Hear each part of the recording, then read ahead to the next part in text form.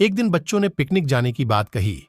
यह सुनते ही अंकिता की रूह कांप गई, क्योंकि उसे एक पुराना किस्सा याद आ गया।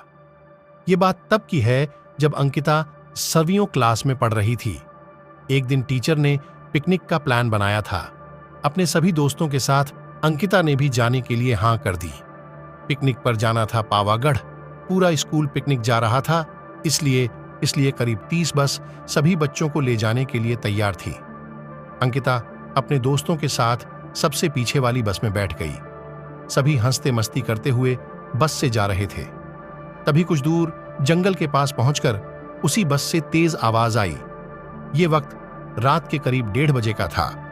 ड्राइवर गाड़ी से बाहर निकला तो उसे पता चला कि टायर फट गया है। ड्राइवर ने सबसे कहा कि बस का टायर बदलने में करीब 2 घंटे लगेंगे, आप सब नीचे उतर जाइए, मैं इसे बदल देता हूं। आप लोग पास के ढाबे में जा सकते हैं, वहां गर्म गर्म चाय पी लीजिए और मैं इस टायर को फटाफट बदलने की कोशिश करता हूं। ड्राइवर की बात सुनकर सभी बस से उतर गए और पैदल चलते हुए पास के ढाबे में पहुंचे। वहां एक बूढ़ा व्यक्ति चाय बना रहा था। इतनी रात को ढाबा खुला हुआ और किसी इंसान को चाय बनाते देख सबको हैरानी हुई। उस बूढ़े इंसान ने कहा, आप सब चाय पी लीजिए, यहां अक्सर लोगों की गाड़ी खराब हो जाती है, इसलिए मैं भी अपना ढाबा हरदम खुला रखता हूं। आप जैसे राहगीरों को कुछ मदद हो जाती है। उनकी बात सुनकर सबने चाय का ऑर्डर दे दिया। उन्होंने कुछ ही देर में सबके लिए चाय बनाकर मेज पर रख दी। चाय पीते हुए अंकिता की आंखें एकदम ढाबे की छत की तरफ गईं। वहां अंकिता ने एक औरत को सफेद रंग की साड़ी में खुले बाल लहराते हुए देखा।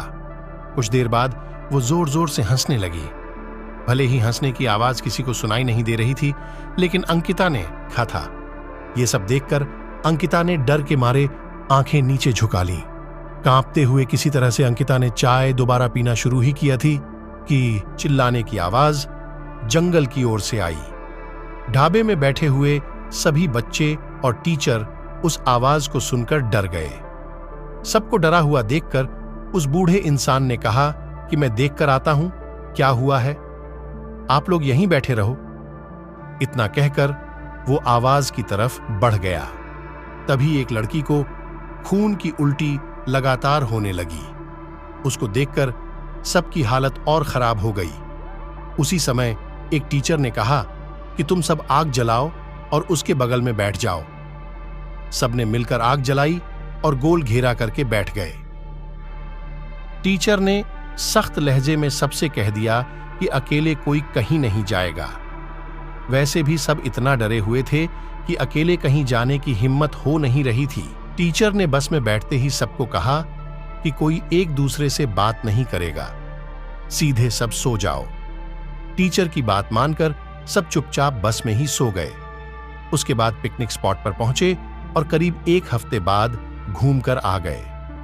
पिकनिक में किसी ने दूसरे बस के बच्चों से उस रात के बारे में कुछ नहीं कहा, क्योंकि टीचर ने मना किया। लेकिन पिकनिक से लौटते ही सबने अपने दोस्तों और दूसरी क्लास वालों को इस भूतिया घटना के बारे में बताया। आज पिकनिक का नाम सुनते ही यही भूतिया ढाबे की कहानी अंकिता के मन में आ गई और बच्चों को पिकनिक भेजने से उसे डर लगने लगा। कहानी से सीख, बीती घटनाओं को भूल जाना ही अच्छा है, नहीं तो जीवन भर वो घटना डराती रहती है।